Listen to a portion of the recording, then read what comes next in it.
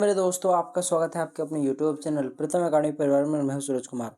आज हम लोग जो आपका क्लास 10th का आईटी का जो एग्ज़ाम होने वाला है उसके लिए कुछ मोस्ट इंपॉर्टेंट एमसीक्यू क्वेश्चंस पर बात करेंगे। और बेसिकली वे सारे बच्चे जिनको इंपॉर्टेंट सब्जेक्टिव क्वेश्चंस भी चाहिए, ठीक है ना, तो वो हमारे टेलीग्राम पर मैं डाल देता हूँ अभी, ठीक है, जैसे इस वीडियो के बाद, तो आप लोग जाकर वहाँ देख लीजिएगा। टेलीग्राम ग्रुप का लिंक हमारे इस वीडियो के डिस्क्रिप्शन में आपको मिल जाएगा, ठीक है। और बाकी अभी एक वीडियो बना रहा हूँ, इसी प्रकार से आपको और मैं 3-4 वीडियो दूंगा, फटाफट फटाफट तो दूंगा, टेंशन नहीं लेना आपको।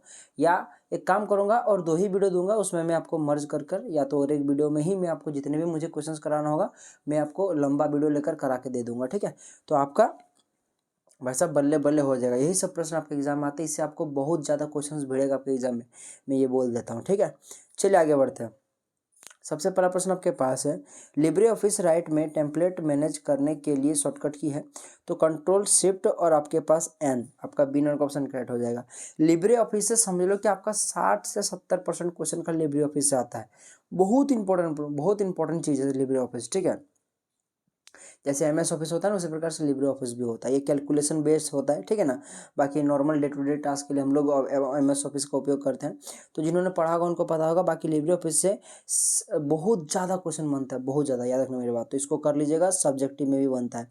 लिब्रे ऑफिस में स्प्रेडशीट सॉफ्टवेयर क्या है, तो स्प्रेडशीट सॉफ्टवेयर की अगर मैं बात करूँ तो बेसिकली कैल्क, CALC, काल्क है, ठीक है। स्प्रेडशीट सॉफ्टवेयर क्या है, काल्क है। सी नंबर का ऑप्शन आपका कट हो जाएगा, बहुत बार पूछा गया प्रश्न है।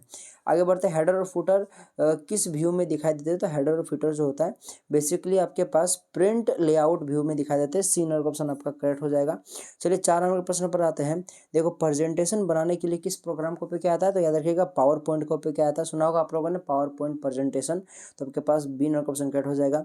इनमें से किस स्लाइड को बैकग्राउंड की तरह यूज किया जा सकता है, तो चाहे ग्रेडियंट हो, चाहे टेक्सचर हो, चाहे पिक्चर हो, इन सभी को हम लोग बैकग्राउंड की तरह उपयोग कर सकते हैं। नहीं, ऑल ऑफ दीज आपका सही आंसर हो जाएगा। चलिए आगे बढ़ते हैं।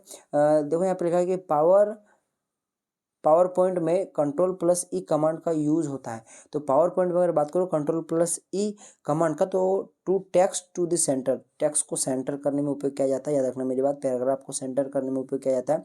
सी नंबर का ऑप्शन आपका करेक्ट हो जाएगा। चलिए आगे बढ़ते हैं 7 नंबर के प्रश्न पर। यदि आप सीट से कोई रिकॉर्ड गलती से मिटा देते हैं तो इसे पुनः प्राप्त करने के लिए कौन सी कमांड प्रयोग कर सकते हो। तो देखो, आप लोगों ने एक अंडो रीडो सुना होगा ना, रीडो आगे जाना और अंडो पीछे आना। तो आपके पास अंडो, इसका सी नंबर का ऑप्शन आपका करेक्ट हो जाएगा। चलिए 8 नंबर के प्रश्न पर आते हैं।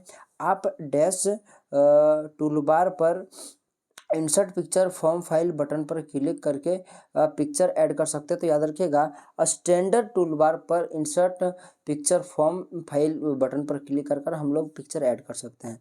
तो ए नंबर का ऑप्शन कट हो जाएगा। निम्नलिखित में से कौन एमएस एक्सेल की टर्म नहीं है, तो एमएस एक्सेल की टर्म बताओ तो सेल, रोज, कॉलम, ये सभी एमएस एक्सेल में यूज होने वाले टर्म से बातें हैं, परंतु डॉक्यूमेंट नहीं है, ठीक है। तो यही सही आंसर हो जाएगा।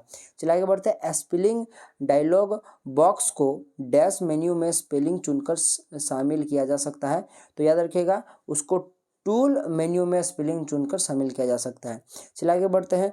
नई वर्कशीट ऐड करने की शॉर्टकट की किया है, तो नई वर्कशीट ऐड करने के लिए अल्ट शिफ्ट और F1, याद रखना मेरी बात। बी नंबर ऑप्शन आपका 11 का सही हो जाएगा। चलिए आगे बढ़ते हैं। 12 प्रश्न पर यह है कि MS वर्ड 2007 यानी 2007 का वर्जन MS वर्ड की बात चल रही है, MS ऑफिस की बात चल रही है, में फाइल को खोलने, सेव करने और बंद करने से संबंधित कमांड डैश में होती है। तो बेसिकली वो ऑफिस बटन में होता है, याद रखना मेरी बात। ये सभी ऑफिस बटन में होता है। लेटेस्ट वाला में कहाँ होता है, तो वाला कमेंट करके जरूर बताइएगा। एनिमेशन क्या है, तो स्पीड अप स्टैटिक इमेज, यानी कि स्थिर चित्रों को गति देना ही क्या कहलाता है, एनिमेशन कहलाता है। याद रखना मेरी बात। कई सारे पिक्चर को आपको जोड़ जोड़ के उसको एक स्टैटिक इमेज को उसको जोड़ जोड़ कर एक वीडियो जैसा प्ले करना ही क्या कहलाता है, उसको एनिमेशन कहेंगे हम, ठीक है। लिब्रे ऑफिस राइटर में टेम्पलेट के लिए फाइल एक्शन, बेसिकली जो उसके लिए जो फाइल एक्शन होता है वो .ott होता है, ठीक है। तो बी ऑप्शन आपका करेक्ट हो जाएगा। फाइल एक्सटेंशन जो होता है, जैसे कि PDF का क्या होता है, .pdf होता है, ठीक है ना, डॉक्यूमेंट का PDF होता है, ठीक है। जैसे कि उसी प्रकार से जो आपके पास लिब्रे ऑफिस है उसका जो फाइल टेम्पलेट का जो आपके पास देखा जाए तो एक्सटेंशन जो होता है वो .ott होता है, ठीक है। याद रखना मेरी बात। चलिए आगे बढ़ते हैं। लिब्रे ऑफिस राइटर में किस मेन्यू में मेल मर्ज का विकल्प मौजूद है। तो मेल मर्ज का विकल्प अगर मैं बात करूं तो आपके पास देखा जाए तो इक्विपमेंट में है, तो बी नंबर का ऑप्शन कट हो जाएगा। तो अभी 50 प्रश्न करेंगे, आपको कल सुबह फिर और एक वीडियो मिलेगा सुबह सुबह, जिसमें मैं आपको सारे ऑब्जेक्टिव प्रश्न एक ही बार में कवर करा दूंगा। उससे देखा जाए तो आपको बहुत सारा आपके एग्जाम में भिड़ेगा क्वेश्चन। और बाकी सब्जेक्टिव की बात करो तो अभी मैं आपको टेलीग्राम ग्रुप में डाल देता हूँ मोस्ट इंपॉर्टेंट क्वेश्चन का, ठीक है।